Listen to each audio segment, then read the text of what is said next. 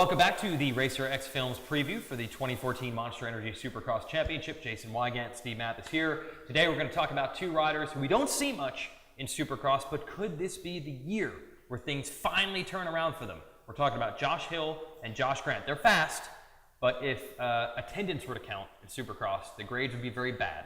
I was thinking, when was the last time Josh Grant and Josh Hill, same first name, were on the gate together? Well, we had to do a lot of research to figure this out. Hill did not race at all in 2011 and 2012. Last year, oddly enough, Grant rode the first few races up to NM3, hurt his shoulder, did not race San Diego, which was the first race Hill raced, so they didn't race at all last year either. 2010, you might look at the points and think Josh Grant raced Anaheim 1. No, he hurt his shoulder right before it, qualified for the main, didn't race the main event. So that gives us all the way back to 2009. Wait, Chad Reed on a Suzuki, James Stewart on the Yamaha, battling it out. In Jacksonville, remember Jacksonville. that one? Yes. The race is memorable for two things. Chad Reed grabbing Stewart by the neck, and it's the last time Hill and Grant actually raced each other in a Supercross. Look, if you look up Wildcard, there's these two guys' photos. Incredibly talented. What Josh Hill has done to come back from that injury is incredible, and he deserves much props for it. Showed some unexpected, to me, speed at the end of the year. Props to both these guys. Josh Grant, if you go around the pits and talk to the racers, they admire Josh Grant's riding ability. Other racers would love to have his talent. They just can't stay healthy.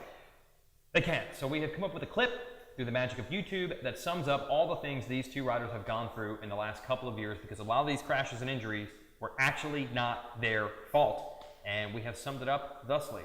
Let's check it out. Yeah, that's right. Yeah. You get your Wile E. Coyote clip. Yeah. This is the problem. The Coyote is determined. He clearly has talent and tools. He means well. He does. He wants to do the right thing. Yes, yeah. But every time something happens. Yeah, he comes so close. So close. And that's where we are leading into this season. Yeah. Could this be the season where the Gremlins finally don't get them? They don't fall off cliffs. They don't get caught up in giant springs. They don't run into rock walls. Josh Grant and Josh Hill have ordered from Acme. They've got the right tools. They're looking good. They will get the Roadrunner. It looks great. I'm happy for these teams. But then this. And then that happened. Well, sorry, boys. We're really trying not to make fun of you here. That's just the stats. It's been a long time since these guys have gotten in a full season. We know they're capable, though, if they can stay healthy this year, to potentially even win races. They've done it before. Let's send it to the expert, Jason Thomas, former top privateer of the series. JT, what do you think? So we have another couple of guys here, in Josh Hill and Josh Grant, that I'm going to kind of call the Wildcards.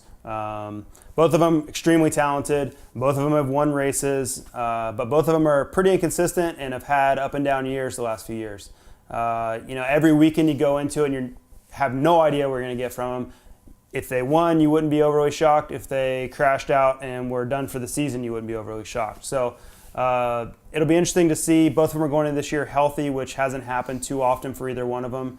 Hill ended last year very strong after a huge leg injury that everyone knows about. Josh Grant, same as Justin Brayton's going to have an all-new motorcycle that we don't really know too much about. So a lot of interesting factors going on here, but just adds a little bit more spice to the series for next year. Okay, that's our man JT, and the chicks are back. And so is the casting couch. They've earned their spot in this show. Getting a little creepy. Well, he said he was going to add spice to the thing, so that's just what happened there. Let's talk about this. The teams these riders are on, they have shown great loyalty. Grant has actually been on JGR twice, which is not something you see very often.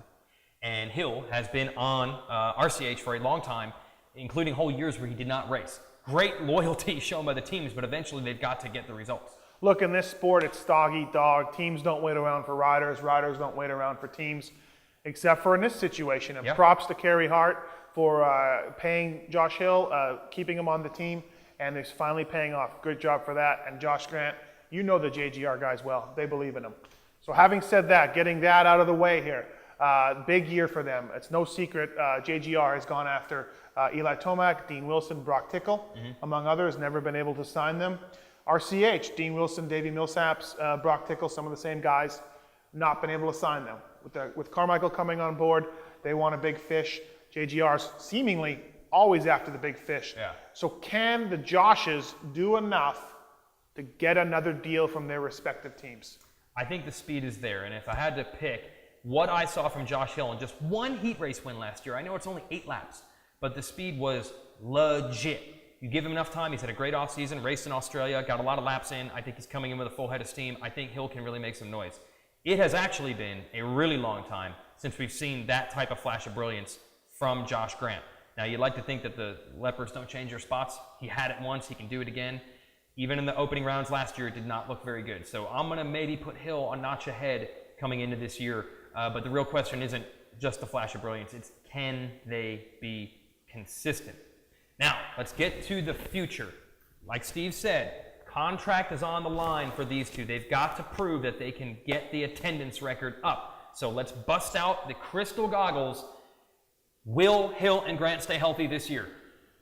I'm looking into the future. No. No, not going to happen. No. Leopards will not change their spots. You can go spots. You can go stripes on a zebra. Okay. Yeah. You can go me eating. However you want to You go. having cargo pants. Yeah, me having cargo shorts. Not going to happen, sorry. All right. That's the news from us.